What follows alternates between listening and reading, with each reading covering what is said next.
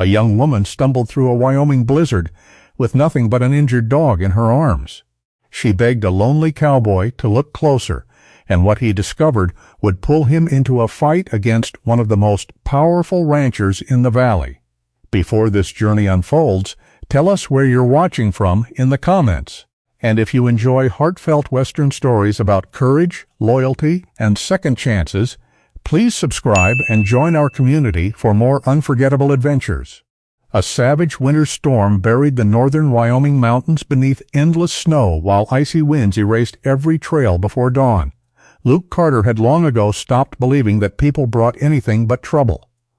At 41, the broad-shouldered cowboy stood well over 6 feet tall, with weathered tan skin, sharp blue eyes, and a square jaw hidden beneath a neatly trimmed dark brown beard streaked with early gray. Thick hair curled beneath his worn black felt hat, and years of driving cattle through unforgiving country had carved quiet confidence into every movement he made. He had never married, not because he disliked company, but because life on the frontier had taught him that attachment often ended in heartbreak or loss. Over time, solitude became easier than disappointment. Snow clung to Luke's heavy canvas coat as he pushed open the door of his isolated line shack. The familiar smell of pine logs and cold ashes should have greeted him. Instead, another scent drifted through the darkness: blood, wet fur, and fear. His hand settled naturally on the revolver at his hip. A trembling figure crouched beside the cold iron stove. The young woman couldn't have been older than 24. Hannah Brooks had soft chestnut hair tangled with melting snow, pale skin drained almost white from exhaustion, and frightened hazel eyes that refused to surrender despite the terror behind them. She held a small revolver with shaking hands. Although Luke immediately recognized, she barely had the strength to pull the trigger. Curled tightly against her chest was a Border Collie named Scout. The 3-year-old dog's black and white coat was soaked with blood and slush, one hind leg twisted from injury. Even while shivering violently, Scout forced himself between Hannah and the stranger, baring his teeth with the fierce loyalty only a faithful ranch dog could possess. "I'm not here to hurt you," Luke said quietly. He ignored the pistol aimed toward him and crossed to the wood stove instead. Within minutes, dry pine crackled into flame, pushing back the bitter cold that had nearly frozen the room. Only then did Hannah slowly loosen her oversized coat. Just below her collarbone burned a fresh, angry brand in the shape of the letter D, its blistered edges stained crimson. "My owner did this," she whispered. Luke stared at the wound for several silent seconds before kneeling beside Scout. He carefully cleaned the dog's injured leg first, then reached for his medical kit to treat Hannah's shoulder without asking another question. Outside, the blizzard still roared against the cabin walls. But Luke already knew the storm was no longer the greatest danger waiting beyond his door. Morning arrived without warmth. The blizzard had finally exhausted itself, leaving behind a world buried beneath untouched snow that reflected the pale winter sun like shattered glass. Luke Carter stepped quietly outside his line shack, studying the mountains with the patience of a man who trusted tracks more than words. Fresh snow covered almost everything, yet the silence itself felt wrong. Somewhere beyond the ridges, danger was already moving. Inside, Hannah Brooks sat beside the stove with Scout curled against her legs. The dog's breathing had steadied after Luke cleaned the deep cut on his hind leg, but every small movement still drew a quiet whine of pain. Hannah gently stroked the Border Collie's thick black and white fur, silently thanking him for surviving another night. Luke poured hot water into a tin cup and handed it to her. "You don't owe me the truth," he said calmly. "But if men are coming up this mountain, I'd rather know why." Hannah lowered her eyes toward the dancing fire. "My father wasn't a thief," she began softly. "He was simply unlucky. For 4 straight years, drought had destroyed nearly every pasture surrounding their small Wyoming ranch. With cattle dying and debts growing, her father borrowed money from Douglas Reed, believing one good season would repay everything. That season never came. When illness claimed his life, Reed arrived before the funeral was over, waving legal papers and claiming ownership of every acre Hannah had ever called home. Douglas Reed never considered himself a criminal. To the outside world, He was a respected cattle baron whose enormous Rocking D ranch supplied beef across 3 states. Behind the polished reputation stood a tall, broad man in his early 50s, with neatly combed silver hair, a trimmed gray mustache, piercing green eyes, and an expensive black wool coat that rarely collected dust. He smiled easily in town, donated generously to churches, and shook hands with politicians. But every ranch hand knew the smile disappeared the moment the gates closed. Fear ruled his ranch far more effectively than kindness ever could. He didn't want workers, Hannah whispered. He wanted people who couldn't leave. Luke remained silent. Scout saved me. She looked down at the faithful dog. Scout had belonged to her father since he was only 8 weeks old. Border Collies were famous for intelligence, but Scout seemed almost human. Even as a puppy, he learned trails after walking them only once and could separate cattle without barking. After her father's death, Scout refused to leave Hannah's side for a single day. One autumn afternoon, while chasing a stray calf through the northern hills, Scout disappeared into a narrow canyon. Hannah followed his barking and discovered something she was never meant to see. Hidden behind towering cliffs lay hundreds of cattle bearing fresh brands. Beneath the newest marks, older brands were still visible. Someone had stolen livestock from neighboring ranches, burned away their identities, and claimed them as part of the Rocking D herd. Near the holding pens stood a locked supply office. Several evenings later, Hannah slipped inside while Reed attended a livestock auction. She copied pages from his accounting ledger onto folded paper, recording dates, false sales, and ranch names. Knowing Reed searched every room, she stitched the papers into a tiny leather pouch and carefully sewed it beneath Scout's collar lining. I thought no one would ever think to search a dog, she said. Luke nodded once.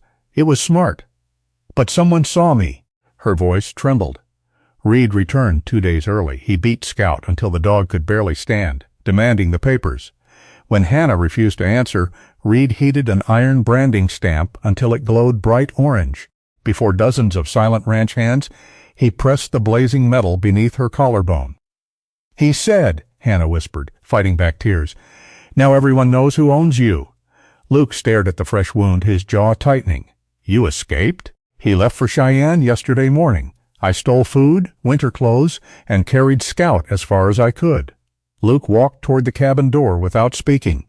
He knelt outside, brushing away fresh powder beside the trail. 3 separate horse tracks climbed steadily toward the shack. He measured the distance with one glance before standing. They found your trail. Hannah's face turned pale. Luke stepped back inside, already gathering ammunition, dried meat, rope, blankets, and his Sharps rifle with practiced efficiency. I thought you wanted no part of this, Hannah said quietly. Luke fastened the saddlebag onto his horse. I did. He looked once toward Scout, who struggled painfully to his feet despite his injured leg. Now we don't have a choice. The mountain grew steeper with every mile, and by midday the tall pines had begun to disappear beneath fields of wind-polished granite. Luke Carter led the way without hesitation, reading the frozen landscape as though it were a map written only for him. Every broken branch, every drift shaped by the wind, every shadow cast across the snow told him where it was safe to step and where death waited beneath thin ice. Hannah Brooks struggled to match his pace. The fever from the fresh brand had begun to spread through her body, leaving her face pale and beads of sweat frozen against her temples despite the bitter cold. Still, she refused to complain. Every time her knees threatened to buckle, she looked down at Scout and forced herself one step farther. Scout limped badly now. The 3-year-old Border Collie could barely place weight on his injured hind leg. Yet he never wandered far from Hannah. His ears remained alert, constantly turning toward distant sounds long before Luke noticed them. Twice during the climb, Scout suddenly froze, lifted his nose into the icy wind, and released a low warning growl. Each time, Luke immediately changed direction. They're spreading out, he said quietly. They're trying to cut us off instead of chasing straight behind. Hours later, they reached a narrow overlook that faced the valley below. Luke raised the small brass field glass he carried in his saddlebag. Smoke, a thick black column, climbed into the winter sky. He adjusted the focus. His line shack stood surrounded by 3 riders. Douglas Reed calmly watched as flames consumed the weathered cabin. Beside him stood the two men Hannah had feared since escaping the ranch. The older tracker was Wade Turner, nearly 50, lean as dried leather, with a narrow face hidden beneath a long gray beard and sharp brown eyes that rarely missed fresh tracks. Decades earlier, he had served as an Army scout on the frontier, and after the wars ended, he sold those same skills to the highest bidder. Loyalty meant nothing to Wade. Whoever paid him owned his rifle. The younger rider was Mason Cole, a heavily built man in his mid-30s with cropped blonde hair, a broken nose, and thick hands scarred from years of bar fights. Mason relied on strength more than patience, often charging into danger before thinking. "They burned your home," Hannah whispered, horror filling her voice. Luke lowered the field glass without changing expression. "It was only wood," he answered. She looked at him in disbelief. "My father used to say a cabin can always be rebuilt. A life can't." Those words stayed with Hannah as they continued climbing. By late afternoon, they reached a nearly vertical chimney of stone where the trail simply disappeared. Luke removed a coil of hemp rope from his pack. "You climb after me," he instructed calmly. "What about Scout?" Luke crouched beside the injured dog. He removed his heavy buffalo hide coat, wrapped Scout securely against his back using the rope, then tightened every knot twice. "I've carried calves heavier than him." Scout licked Luke's gloved hand once, before resting quietly against his shoulders. Luke began climbing.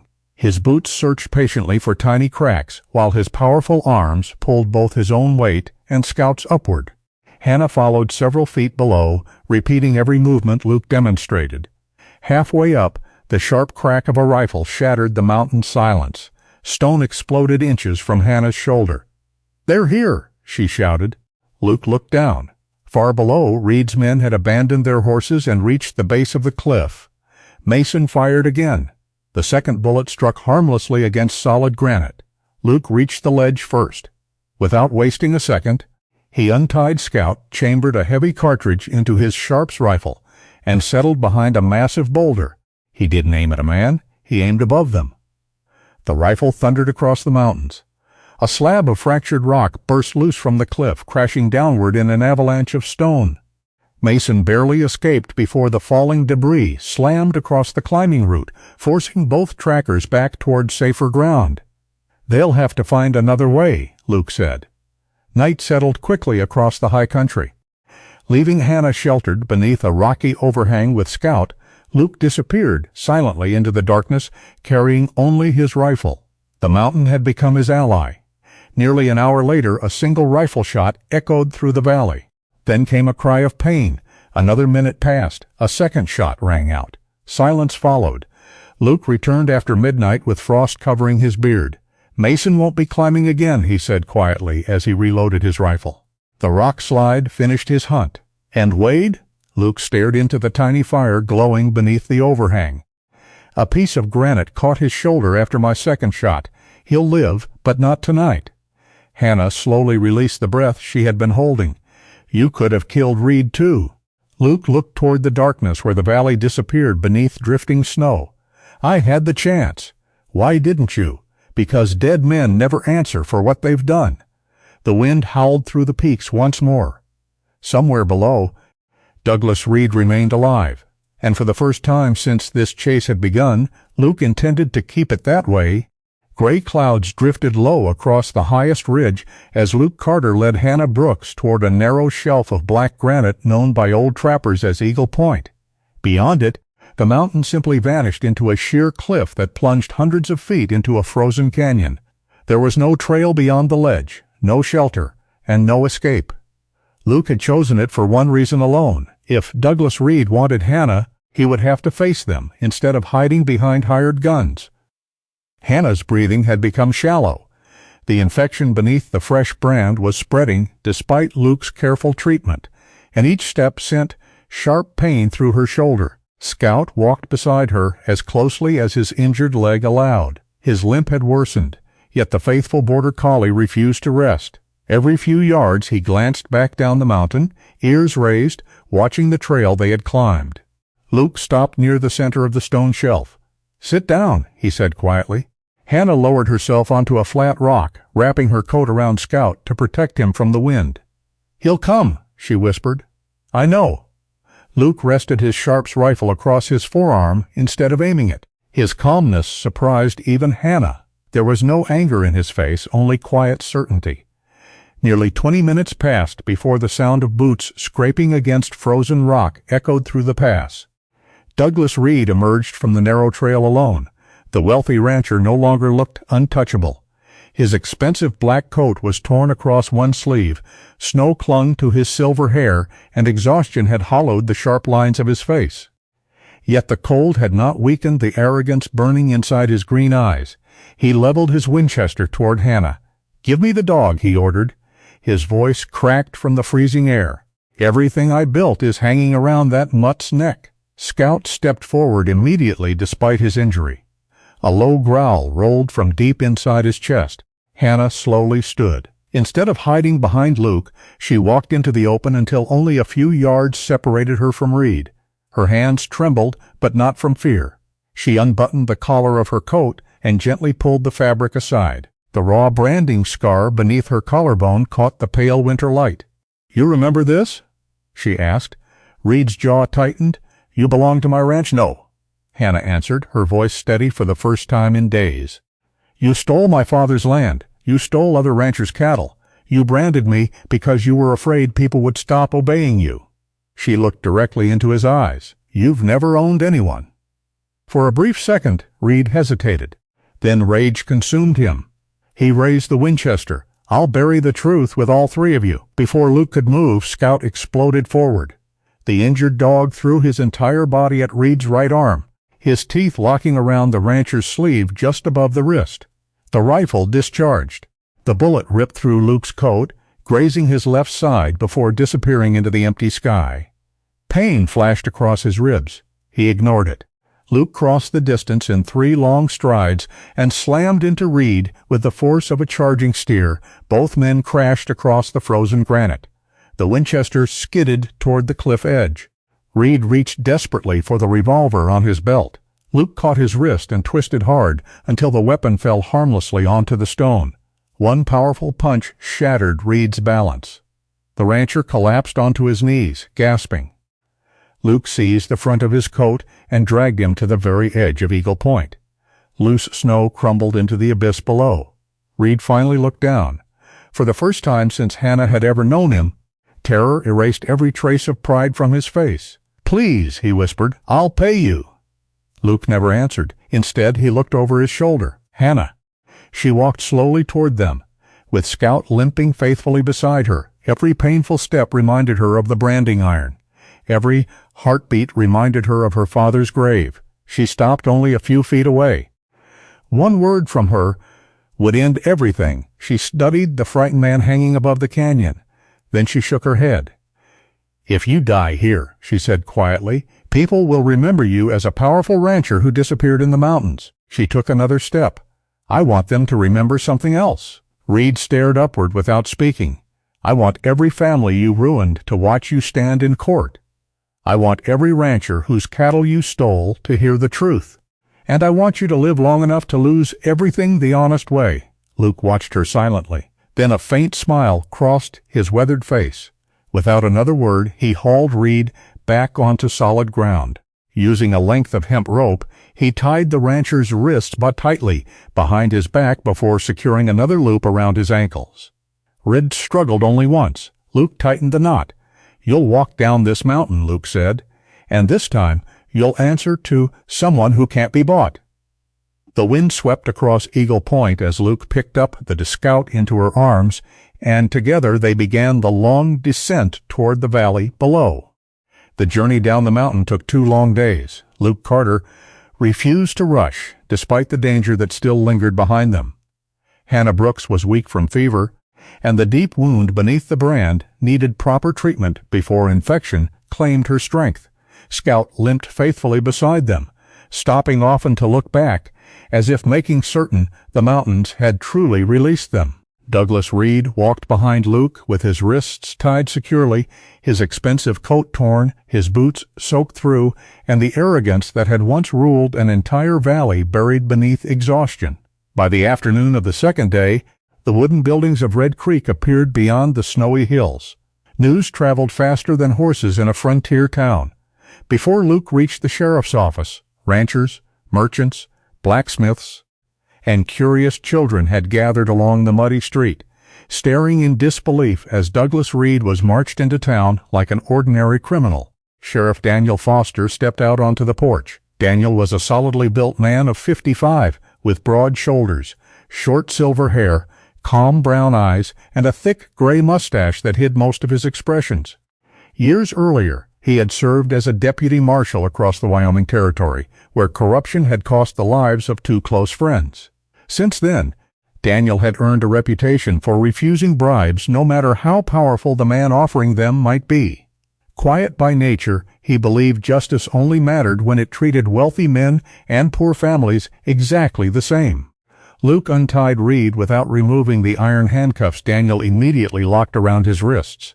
Reed forced a smile. "You know who I am." "I know exactly who you are," Daniel answered evenly. "What I don't know yet is how many crimes you've been hiding." Hannah knelt beside Scout. With careful fingers, she unstitched the worn leather lining beneath his collar. A small weatherproof pouch slipped into her hand. She placed it on Daniel's desk. Inside were folded ledger pages, handwritten livestock records, payment receipts, property maps, and dozens of names belonging to ranchers across 3 counties. Silence filled the office. Daniel slowly turned each page. Every false cattle sale matched another missing herd. Every forged signature pointed back to Douglas Reed. Within an hour, word spread across Red Creek. One rancher after another entered the sheriff's office carrying old branding records. Several recognized their own brands listed in the stolen inventory. Former ranch hands from Rocking D arrived before sunset. For years they had remained silent, terrified of losing their jobs or their lives. Now, seeing Reed behind iron bars, they finally spoke.